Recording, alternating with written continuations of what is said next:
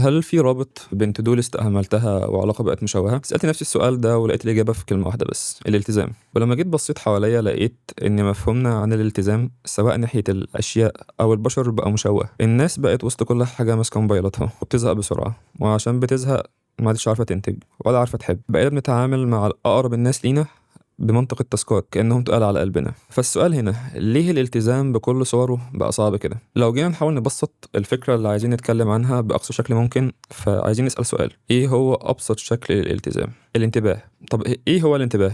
الانتباه هو انك تكرس مواردك الذهنية تجاه شيء او شخص عشان تنجز مهمة او تبني علاقة. والفكرة ان الانتباه ده بيتبنى عليه كل حاجة تخص كون الشخص ملتزم. انك تنتبه وانت بتذاكر، انك تنتبه لتفاصيل علاقاتك المهمة، انك تسمع اللي قدامك بجد، والاهم من كل ده انك فعلا تشوفه. يعني لو تخيلنا الالتزام ده بيت، فالطوبة الحمراء الاساسية بتاعته هي الانتباه. لان اي حاجة استثمارها طويل الاجل، واخص بالذكر نفسك وعلاقاتك، هي مش مجرد مهمة بتتعمل وخلاص، هي بيت بيتبنى كل يوم.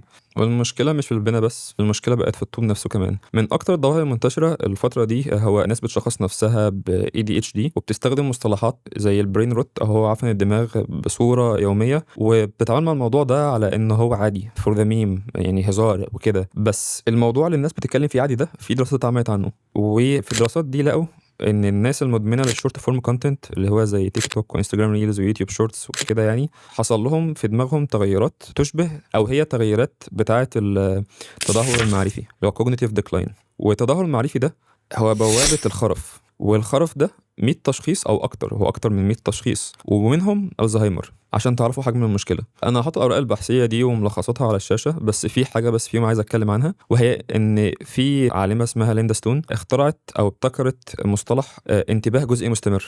ودي الحاله اللي المخ ده بيكون فيها، هو مش بيكون فاصل ومش بيكون شغال، هو بيكون في حالة تأهب أو ستاند باي مستمر. ومن الحاجات المرتبطة بالحالة اللي هي الانتباه الجزء المستمر ده هو إن بيبقى فيه زيادة في هرمونات التوتر الرئيسي فيهم الكورتيزول. فاكرين لما قلت لكم إن الالتزام ده عبارة عن بيت بيتبنى؟ كون إنك في الحالة دي بيولوجيا ده بالظبط زي ما يكون إيدك بتترعش وإنت بتبني البيت ده. الحالة دي اللي بتيجي من الاستهلاك الغير مسبق للشورتس والريلز والكلام ده خلت قدرتنا على التركيز والانتباه في الحضيض، خلت الطوبة اللي بنبني بيها البيت ده بقت هشة ومتعفنة وبتفرط بسرعة. فتخيل بقى لو جيت قلت لك تعالى ابني بيت كامل حالا طوبة طوبة لوحدك، وانت الطوب اللي معاك متعفن، ما بيكملش دقيقتين على بعض وبيفرط بسرعة، وكمان ايدك بتترعش، رد فعلك هيبقى عامل ازاي؟ بالظبط. واحنا بيولوجيا تطورنا عشان نرتاح دلوقتي، فالحاجات اللي مش بتدينا انبساط لحظي حالا مخنا بيترجمها على انها تهديد، زي التهديد اللي انت حسيت بيه بالظبط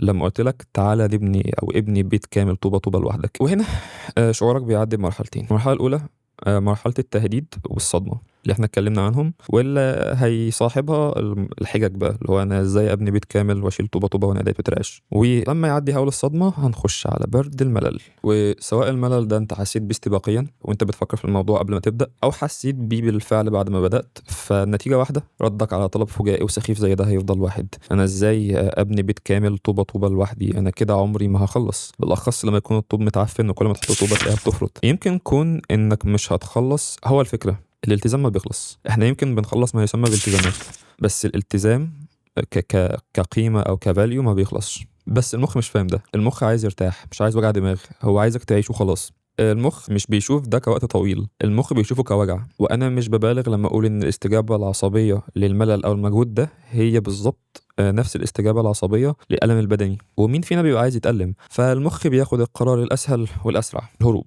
وعشان نوقف المخ من رد الفعل ده لازم نكون واعيين بيه وهو بيحصل. وعلى فكرة كونك واعي بالشيء ده مش حاجة قليلة خالص، ده نص حل المشكلة. لأن حتى لو مخك بيقولك إن ده ألم بيولوجيا، أنت هتبقى عارف إن هو إنذار كاذب، هو مش ألم مؤذي. لو هنعتبره ألم هيبقى ألم بناء. بس عارفين إيه الألم الحقيقي؟ الألم الحقيقي هو إن إحنا نيجي في الآخر كده ونبص ورانا نلاقي إن كان عندنا إمكانيات كتيرة وضاعت، وإن وقتنا مع الأشخاص اللي بنحبهم بيعدي ومش هيرجع تاني، أو إن اللي بيضيع مننا هو الأشخاص المقربة دي عشان ما كناش موجودين كفاية أو منتبهين كفاية. إحنا الوقت اللي بناخده في الحياة ده مش كفاية، والوقت اللي حالتنا مش هيرجع تاني. فهو ده الألم اللي بجد. بس عشان نعرف نواجه الألم ده فعلا، أنا عندي هوت تيك كده، وهي إن القدرة على الانتباه مشروطة بالقدرة على تنظيم المشاعر. ليه أنا بقول كده؟ لأن الالتزام سواء كان ناحية شيء أو شخص هو في جوهره عملية تواصل. أنت لو تلتزم بشغل أو مذاكرة فأنت محتاج تتواصل مع نفسك وتفصل عن دوشة العالم عشان تعرف توجه انتباهك، ولو الموضوع كبير شوية هتحتاج تتواصل مع الناس اللي حواليك عشان تبقى معرفهم إن أنت مش هتبقى متاح فترة عشان أنت مركز في الشيء الفلاني أو الحاجة الفلانية. ولو أنت هتلتزم ناحية شخص فأنت هتحتاج تتواصل معاه بوضوح وصدق عشان تبني علاقة صحيحة وقوية وتبنيها صح كمان. بس اللي قبل التواصل واللي بعتبره الخطوة صفر هو تنظيم المشاعر. يعني تخيل مثلا انت اعصابك بتفور ورايح تذاكر، او مثلا بتتخانق مع حد وقال حاجة مستفزة وما خدتش ثانيتين صمت، وفي قاعدة عامة وهو ان كل اللي بيتبنى على شوائب مش بينتهي نهاية كويسة. ايه اللي بحاول اقوله؟ اللي بحاول اقوله هو انك عشان تعرف تساعد نفسك توجه طاقتك الذهنية ناحية حاجة ما تسيبش مشاعرك مكركبة، نظمها في حاجة. طيب اكيد انت او انتي بتسالوا نفسكم دلوقتي هو ايه الحل السحري اللي انت هتجيبه لي عشان نحل المشكله دي؟ هو الاجابه ايها الانسان الساعي لجعل حياتك افضل هو ان انا ما عنديش حلول سحريه، انا مش انت وانا مش عايش نفس حياتك واولوياتنا مش واحد، ومش شرط الحل السحري اللي شفته عند حد ده واشتغل معاه يبقى بالضروره هيشتغل معاك. كارل يونغ بيقول عندما يخبرني طبيب انه يلتزم التزاما صارما بهذه الطريقه او تلك يساورون الشك في فعاليتها العلاجيه ويعالج كل مريض على حده قدر الامكان، لان حل المشكله دائما ما يكون فرديا. الحل الذي قد يكون مستحيلا بالنسبة لي قد يكون هو الحل الأمثل لشخص آخر. فالحل السحري اللي انت هتشوفه عند حد واشتغل معاه هو سحري فعلا، لأن هو الحل بتاعه هو لقاه وعمله واشتغل معاه. فالسحر في الموضوع هو انك تفهم الموضوع وتحله بما يناسبك انت. كنت مرة وانا راجع من الكلية من 8 سنين ركبت تاكسي، والسواق في نص الطريق كده سألني قال لي انت بتدرس ايه ولا في سنة كام، حاجة زي كده يعني. قلت له بدرس طب او في سنة اولى طب، وشفته بعيني بيتنهد وقام خبطني على فخدي وقال لي بس انا هقول لك حاجة، الانسان طبيب نفسه. وابتسم ابتسامة اقسم بالله انا نفسي ابتسمها دلوقتي، نفسي ابتسم زيها دلوقتي. وعلى قد انا ما كنت اتحمقت وقتها لان ده فاهم كنت لسه داخل طب وكده، وطب ومذاكرة وبتاع ومهنة سامية واللي هو يعني ناس بتحتاجنا. على قد ما انا اكتشفت ان هو مش مخطئ كليا، هو فعلا جزئيا على حق، وهو لان انت طبيب نفسك نفسيا، لان محدش هيعرف مكان ولا مقدار الوجع اللي جواك قدك. طيب خلاص احنا وعينا وعارفين وعايزين نحل المشكلة خلاص، طيب تعالوا نعرف المشكلة وتعرفها. بعد اللي اتكلمنا فيه دلوقتي ده في السياق اللي احنا بنتكلم فيه هو ان عدم الالتزام هو عيب في التنظيم العاطفي، فبتكون عارف انت محتاج تعمل ايه بس مش بتعرف تملى الفراغ اللي بين النية والفعل. فايه بداية ملء الفراغ ده؟ بداية ملء الفراغ ده هو انك تجيب منخل، والمنخل ده هو 3 اسئلة تسأله لنفسك. اول سؤال هو سؤال الادوار، هو انا لو هعمل الحاجة دي مين اللي هيعملها؟ والغرض من السؤال ده هو تحديد الادوار اللي هيعمل الموضوع ده. انت الاب، انت الام، انت الزوج، انت الزوجه، انت الدكتور، انت الدكتوره، وهكذا. السؤال التاني سؤال الاشخاص، انا مين الاشخاص المهمه في حياتي لان الناس دي ليهم حق علينا. السؤال التالت هو سؤال المهام، وهو انا محتاج اعمل ايه يخدم مصلحه الحاجات اللي فوق دي، وهو اكيد مش السكرولينج 24 ساعه ولا انستجرام ريلز ولا تيك توك ولا يوتيوب شورتس ولا الكلام ده يعني. طيب ايه الغرض من المنخل او الاسئله دي؟ الغرض من الأسئلة دي هو إنك تصفي كل حاجة إضافية في حياتك وتجرد نفسك من كل حاجة ملهاش علاقة بالبيت اللي أنت بتحاول تبنيه. طيب ليه برضو؟ لأن إحنا عايشين في عصر الدوشة، في عصر الغير ضروريات، في عصر المبادئ فيه موجودة بس محدش عارف يوصل لها عشان ما عادش حد منتبه اللي حواليه.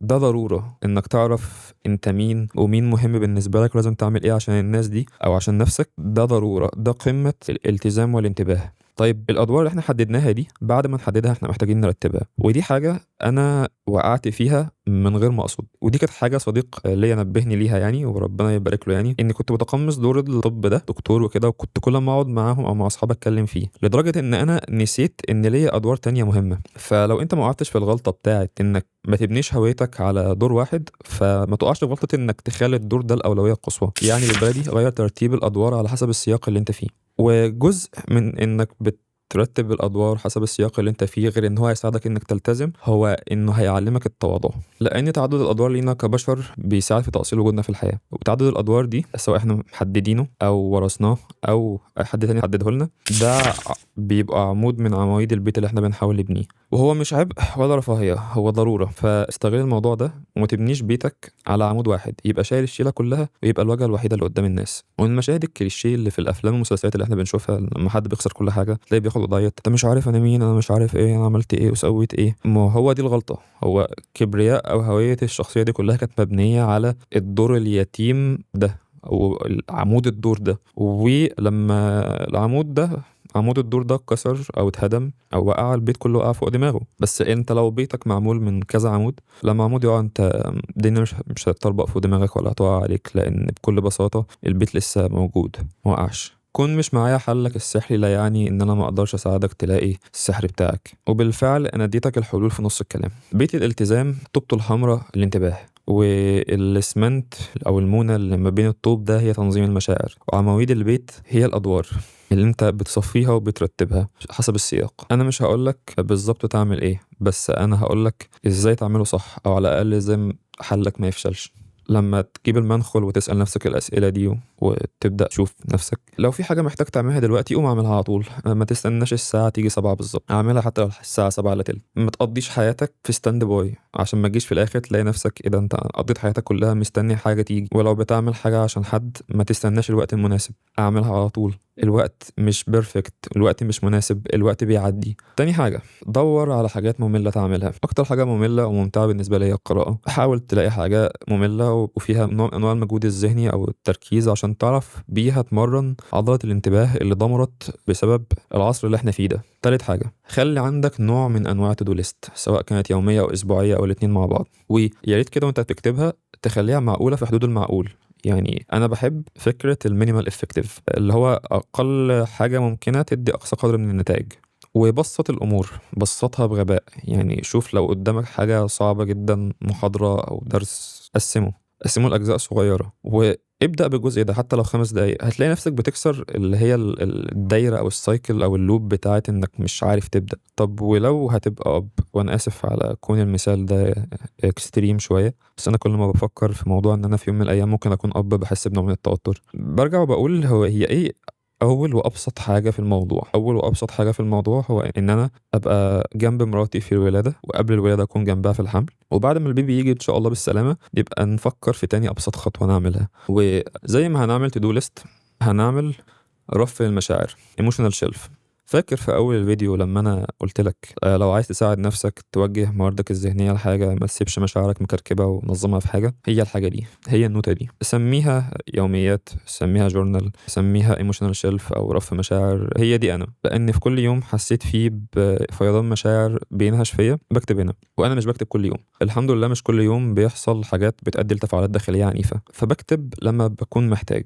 أنا بقدر جدا الأيام الهادية والبطيئة، وأحب أستغل الوقت ده بدل ما اكتب وخلاص ان انا اعمل حاجة تانية مفيدة او اقعد مع حد بحبه او كده. مش لازم تقعد طول الوقت مع نفسك، مش لازم تحاول تطلع حاجة وخلاص فيها. وده رأيي يعني. وصلي من الحاجات الكتب بتذكرها كتير اللي بتساعد الانسان على الالتزام او ان هو يكون مركز اكتر، يعني هو التأمل. وهي ايه الصلاة غير 15 دقايق انت موجه نفسك لربنا بين ايدين ربنا، بعيدا عن كل مشتتات الحياة دي كلها. على مدار الفيديو انا بقولك يا انسان، لان ده اهم دور بالنسبة لي. انا في الاول انسان، وثانيا مسلم، ثم يأتي كل شيء آخر بعد كده. في آية في سورة البقرة، آية 177 بدايتها ليس البر أن تولوا وجوهكم. ربنا في أول آية بيقول البر مش إيه، وبعدين بيقولوا ولكن، بيقول إيه هو البر. ومن الحاجات اللي وردت في البر ده، والموفون بعهدهم إذا عاهدوا. عهدهم هو عهدك ناحية ربنا وناحية نفسك وناحية الناس اللي حواليك، وعهدك ناحية البيت اللي انت بتحاول تبنيه. وبس يا سيدي، عرفت ليه اللي هيستنى الساعة 7 بالظبط علاقته باللي حواليه تبقى فترة. لو استفدتوا بالفيديو ما تنسوش تعملوا الحاجات اللي الناس بتحب الناس على اليوتيوب بتعملها دي، والسلام عليكم.